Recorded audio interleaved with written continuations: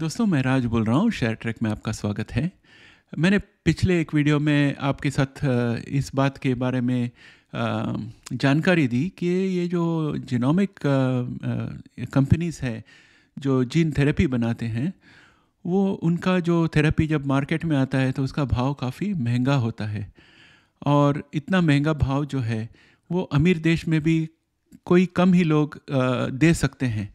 तो इसका मतलब है कि अगर जीन थेरेपी इतनी महंगी रही तो सारे पेशेंट्स को दुनिया भर में फ़ायदा नहीं होने वाला है और ये उचित नहीं है। तो इसलिए हमें ये देखना है कि इनका भाव कैसे कम किया जाए।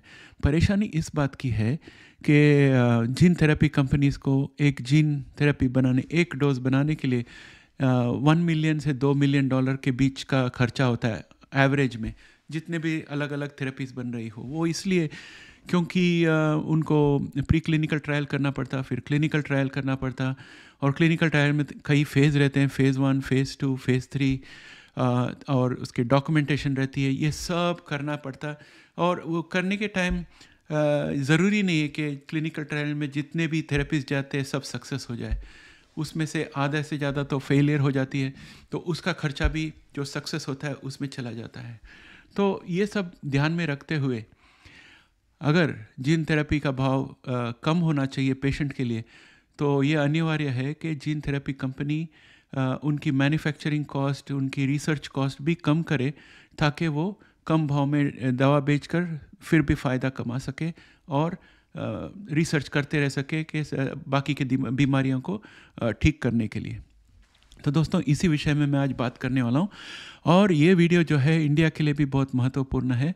और मैं ये आग्रह करूँगा कि आप इंडिया में जितने लोग हैं, भले उनको डायबिटीज़ हो या सिकल सेल डिज़ीज़ हो या कोई भी जेनेटिक डिज़ीज़ हो, उनको ये वीडियो फॉरवर्ड करें, ताकि किसी भी तरह ये हमारे जो गवर्नमेंट में पहुंच जाए और उनको ये आइडिया मिले। मुझे लगता है कि शायद वो लोग अब ऑलरेडी ये सोच रहे होंगे, लेकिन अगर नहीं सोच रहे हो तो ये वीडियो उन तक पहुंचना बहुत ज़रूरी है।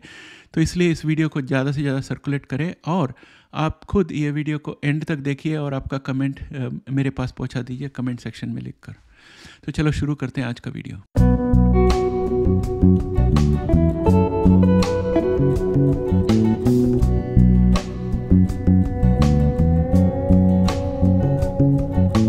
तो दोस्तों, ये जो जीन थेरेपी है, ये बहुत पावरफुल थेरेपी है, और इस थेरेपी में जब डोज दिया जाता है तो ज़िंदगी भर के लिए क्योर हो जाती है, क्योंकि वो जो बीमारी है उसकी मूल में जाके उसको ठीक कर देती है, जो हमारे जीन्स के अंदर होती है। आपको उदाहरण देता हूँ।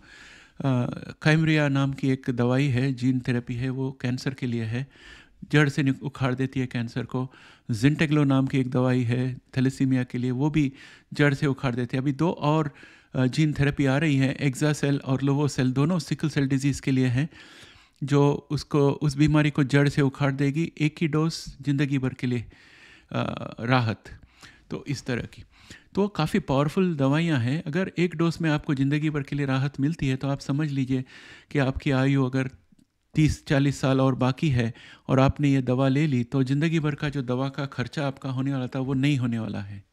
तो उस हिसाब से देखा जाए तो जीन थेरेपी आज की तारीख में जो $250,000 या $800,000 या $450,000 के भाव पे बिकती है एक डोज, वो ठीक लगता है, क्योंकि उन देशों में उतना खर्चा होता है बाकी के ट्रीटमेंट के लिए। और अगर ये एक जीन थेरेपी का ट्रीटमेंट करके ज़िंदगी भर के लिए कोई दवा लेनी नहीं पड़ेगी, तो अगर उन लोग दवा के लिए हर महीना $8,000-9,000 खर्चा कर रहे होंगे और उनकी बाकी आयु 30-40 साल की है, तो स्वाभाविक है उनको ये महंगा नहीं लगेगा।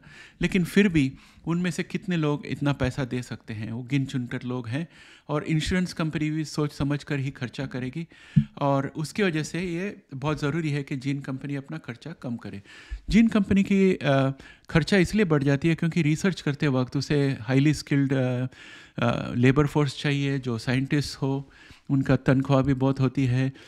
और अमेरिका में जब आप ऑफिस बनाते हो और उसमें लेटेस्ट इक्विपमेंट डालते हो, तो वो भी खर्चा काफ़ी होता है।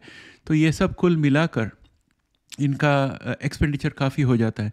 तो मैं सोच रहा हूँ कि देखिए आप अभी इंडिया जो है, इंडिया ने सॉफ्टवेयर डेवलपमेंट में अपना पूरा हुनर दिखाया है, क्योंकि आउटसोर्सिंग से जो शुरू हुआ था बहुत साल पहले, आज की तारीख में नियर शोरिंग के साथ एकदम परफेक्ट हो गया है। बैक ऑफिस पूरा इंडिया में आउटसोर्स हो जाता है, सॉफ्टवेयर पूरा इंडिया में आउटसोर्स हो जाता है, और माइक्रोसॉफ्ट, गूगल जैसे बड़ी बड़ी कंपनियों की R&D डिपार्टमेंट जो है वो इंडिया में रहती है। और वो इसलिए क्योंकि इंडिया में ज़मीन, ऑफिस डालना और मशीन और मैन पावर जो है, इंग्लिश स्पीकिंग मैन पावर सस्ते में मिल जाती है, उसकी वजह से वो लोग इंडिया आ जाते हैं। तो सॉफ्टवेयर में तो हमने अपना गुण दिखाई दिया कि हम कितने इंडिया में कितनी क्षमता है, और इंडिया किस तरह से इंटरनेशनल लेवल पे हाई क्वालिटी काम कर सकती है इंटेलेक्चुअल एरिया में।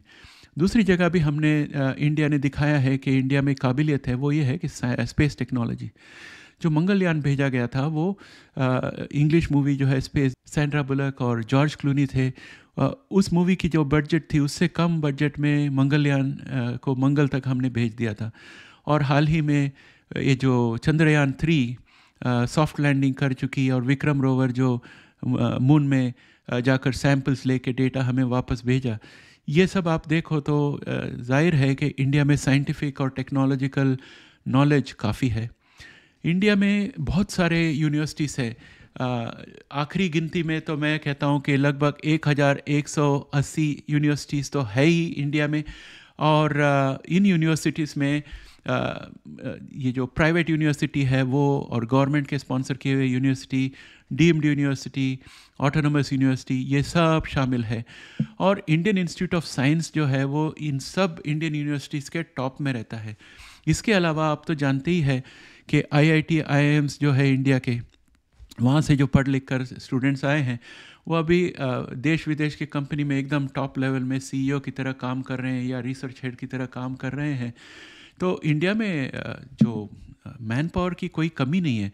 अभी एक OECD का रिपोर्ट आया था हाल ही में, जिसमें बताया गया था कि इंडिया का नंबर 4 पोजीशन है वर्ल्ड में डॉक्टरेट्स और को प्रोड्यूस करने के लिए। 24,000 PhD ग्रेजुएट्स प्रोड्यूस किए हैं इंडिया ने, और नंबर 1 में है USA 68,000 ग्रेजुएट्स के साथ, यानी कि इतने हर साल ये प्रोड्यूस करते हैं। तो अगर देखा जाए तो पूरा जेनेटिक रिसर्च जो है आप दुनिया भर में देख लीजिए। अभी क्रिस्पर थेरेपेटिक्स देखिए, उसकी जो CEO है इंडियन है, समर्थ कुलकर्णी। और आप और भी जिन थेरेपी कंपनीज़ हैं वहाँ पर देखेंगे तो बहुत सारे इंडियन टैलेंट्स होंगे, रिसर्च में भी और CEO लेवल में भी। तो ऐसी बात नहीं है कि इंडिया में कैपेबिलिटी नहीं है, लेकिन एक ज़माना था जब इंडिया में यूनिवर्सिटीज़ में PhD लोग करते थे तो काफ़ी टाइम लगता था, और धीरे धीरे सब काम चलता था, और हमारा जो रिसर्च एजेंसीज थे वो बहुत आराम से काम करते थे।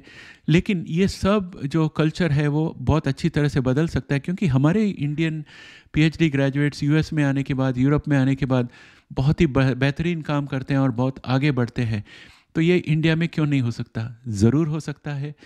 तो इसलिए मुझे लगता है कि जैसे सॉफ्टवेयर आउटसोर्सिंग इंडिया को किया गया था, उसी तरह ये जो जीनोमिक रिसर्च का प्री क्लिनिकल ट्रायल और फेज़ 1 क्लिनिकल ट्रायल जो है वो इंडिया को आउटसोर्स होना चाहिए। और इंडिया को आउटसोर्स होने के लिए इंडिया को बहुत कुछ करना पड़ेगा।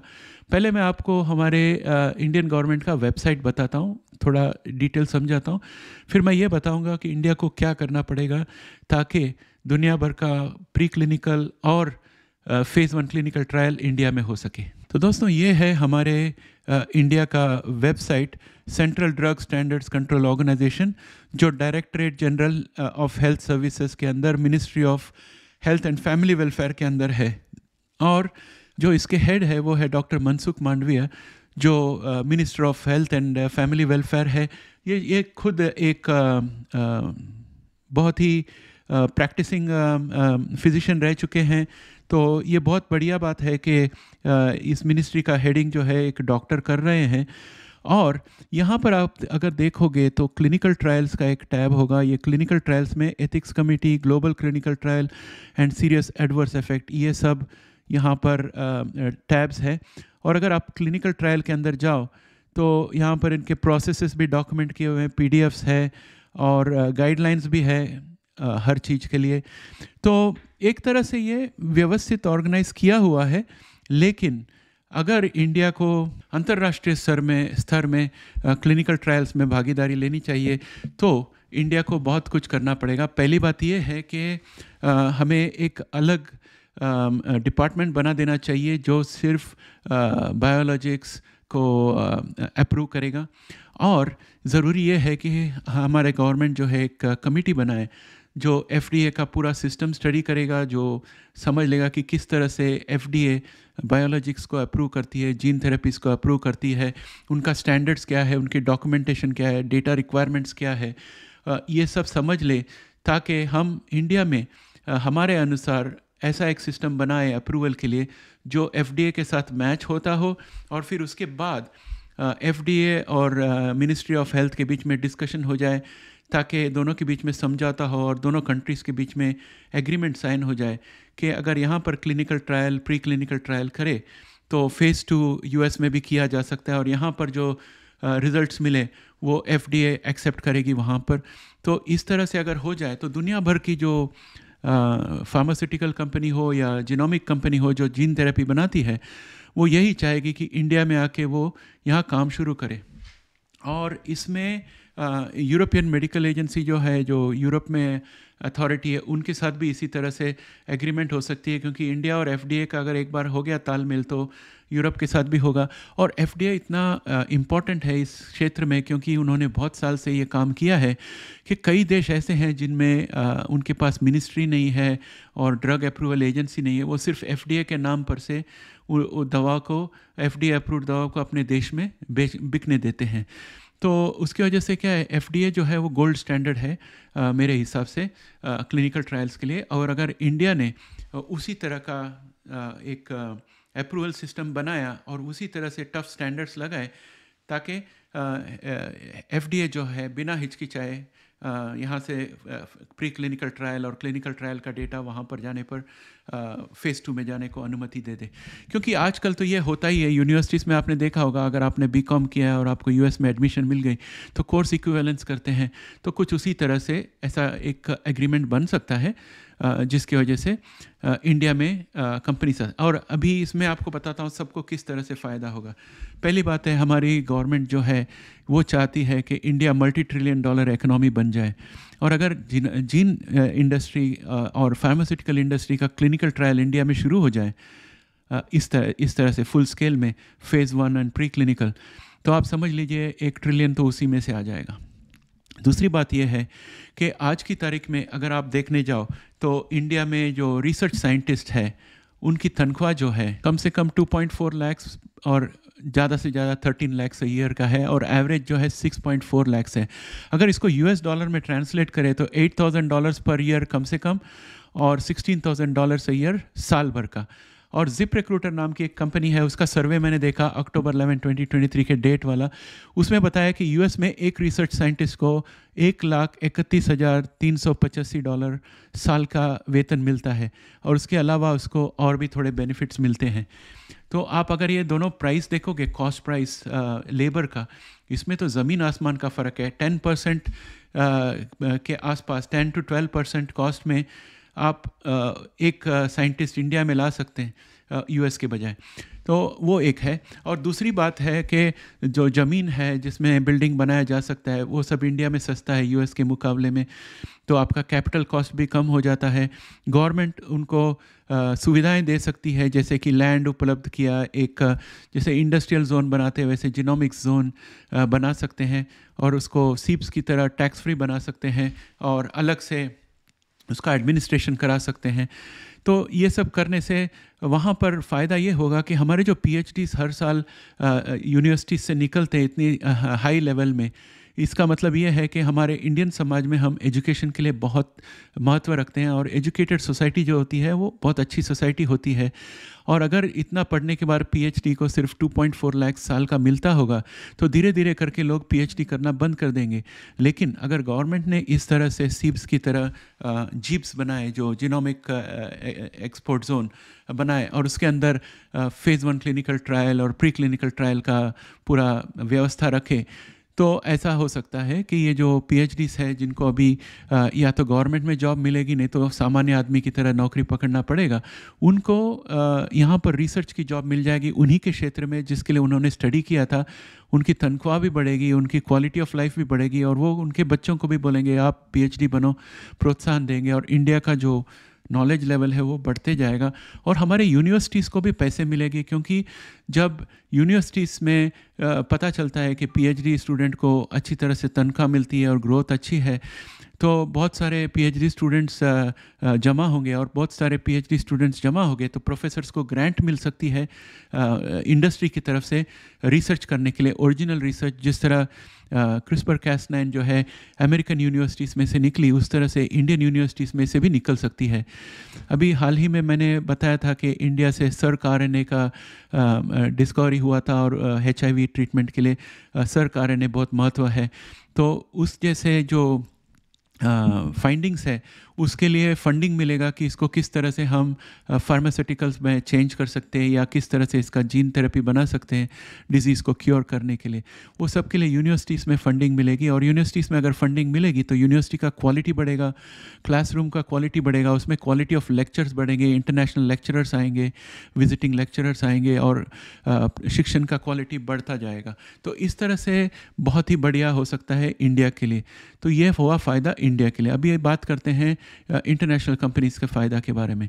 सबसे पहले मैं ये बात करूँगा जीनोमिक कंपनीज़ के बारे में। जीन थेरेपी जो है ये नई क्षेत्र है, और इसमें बहुत ही कम थेरेपीज अभी तक FDA से अप्रूव हुए हैं, और जो भी अप्रूव हुए हैं बहुत महंगे हैं, और उनमें किसी कंपनी को फ़ायदे भी हुए हैं काफ़ी। लेकिन बहुत सारी कंपनी ऐसी है, मेरे जो इंग्लिश चैनल में मैं जिन कंपनीज़ के बारे में एनालाइज करता हूँ, जिसके स्टॉक्स के बारे में लगभग 20 कंपनी है हमारे लिस्ट में, बहुत सारों के पास पैसे की कमी है, क्योंकि उनका पैसा जैसे ख़त्म हो जाता है उनको नया शेयर इशू करना पड़ता है। नया शेयर इशू करने से शेयर होल्डर्स का भाव, शेयर प्राइस का भाव कम हो जाता है, शेयर प्राइस, और शेयर होल्डर की जो वैल्यू है, एसेट है, वो कम होते जाती है। तो इसकी वजह से कंपनीज़ को दिक्कत होती है। उसको हम कहते हैं कैश रनवे, कि कंपनी के पास कितना पैसा बाकी है और वो हर महीना कितना पैसा खर्च करता है, और कितने साल तक उसके पास जो कैश है वो चल सकती है, उसको कैश रनवे कहते हैं।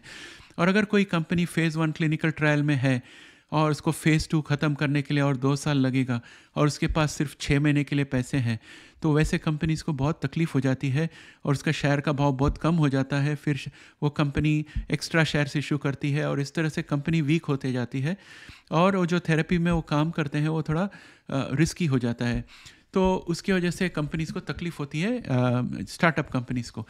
अगर इंडिया में प्री क्लिनिकल ट्रायल और फेज़ 1 क्लिनिकल ट्रायल ऑथराइज हो जाए, और वो US भी मान जाए कि FDA भी उसमें हाँ कह दे, तो फ़ायदा ये होगा कि ये जीनोमिक कंपनीज़ जो है, आपने देखा कि US में एक रिसर्च साइंटिस्ट को रिक्रूट करने के लिए जितने लगते हैं उसका 15% में इंडिया में एक रिसर्च साइंटिस्ट मिल सकता है। और अगर रिसर्च साइंटिस्ट का सैलरी आप डबल भी कर दो तो भी सिर्फ स्टाफ में ये कंपनीज़ जो है 50 to 60% खर्चा बचा सकते हैं। तो बहुत पैसे हो जाते हैं ये तो। दूसरी बात, अगर सीप्स जैसे जीप्स करके एक जोन बना दे जिसमें टैक्स फ्री हो, तो जो इक्विपमेंट आएगी, एडवांस्ड इक्विपमेंट जेनेटिक सीक्वेंसिंग के लिए और वगैरह, वो सब सस्ते में आ जाएगी, टैक्स फ्री आएगी, और वहाँ पर जो काम होगा बिल्कुल उसी मॉडल में होगा, इंटरनेशनल मॉडल पे होगा। और उसकी वजह से ये जो इंटरनेशनल कंपनी है उनको टैक्स हॉलीडेज़ भी मिल सकती है, वहाँ पर प्लान डालने के लिए, रिसर्च फैसिलिटी डालने के लिए, ये सब सुविधाएं गवर्नमेंट दे सकती है। और उसकी वजह से जो वीक से वीक कंपनी है वो भी पूरी तरह से फेज़ 1 फेज़ 2 सब कंप्लीट करने की उम्मीद रख सकती है, और कम पैसे में ज़्यादा काम कर सकती है। ये पॉइंट नंबर 1। पॉइंट नंबर 2, जब कम पैसे से ज़्यादा काम कर सकती है ये कंपनियां, तो जो जीनोमिक थेरेपी इस तरह से बनेगी वो काफ़ी मेरे हिसाब से 60% कम खर्चे में बनेगी। और अगर वो 60% कम खर्चे में बनेगी तो समझ लीजिए आज की तारीख में 2,04,000 का एस्टिमेट है सिकल सेल डिजीज़ का जीन थेरेपी के लिए। तो $2,04,000 उसका 60% ले लीजिए तो आप देखोगे कि उतना पैसा कम हो जाएगा खर्चा, और उतना भाव उसका कम हो सकता है पेशेंट के लिए। और अगर ऐसा हो गया तो बहुत सारे पेशेंट्स आएंगे और लार्ज वॉल्यूम लो मार्जिन वाला बिजनेस बन जाएगा। इसमें कंपनी को भी फ़ायदा होगा, पेशेंट्स को भी फ़ायदा होगा, ज़्यादा पेशेंट्स के उसको यूज़ कर सकते हैं।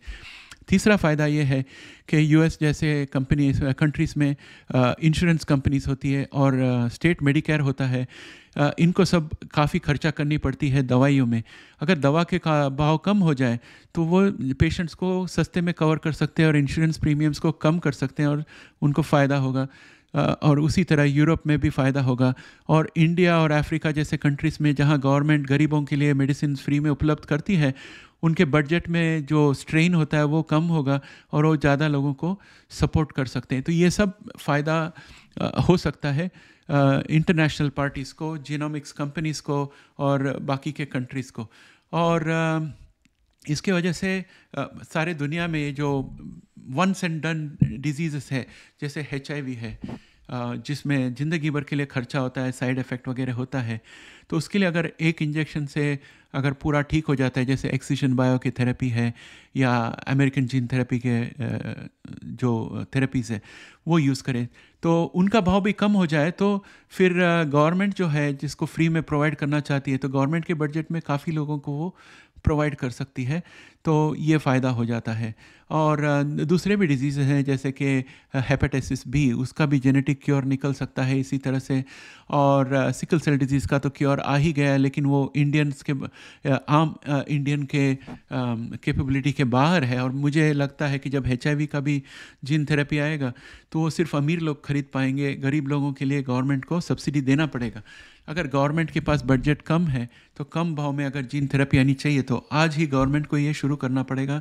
खामखाज एक कमेटी बना कर के आप स्टडी कर लीजिए कि किस तरह से FDA अप्रूव करती है और हम किस तरह से हमारा जो अप्रूवल प्रोसेस है उसको चेंज कर सकते हैं, उसका स्टैंडर्ड्स को बढ़ा सकते हैं और उसको FDA के साथ मैच कर सकते हैं। किस तरह से US के साथ एग्रीमेंट करके हम ये पूरा मैंने जो समझा है ये सिस्टम बना सके और जीनोमिक्स एक्सपोर्ट जोन बना सके, जिसके अंदर ये कंपनियों सस्ते में काम कर सके और इनको टैक्स बेनिफिट्स वगैरह दे, और सारी तरह से सबको फ़ायदा होगा। और इंडिया का $multi trillion इकोनॉमी में कम से कम $1 ट्रिलियन तो सिर्फ फार्मास्यूटिकल्स और जीनोमिक्स से ही आ सकता है।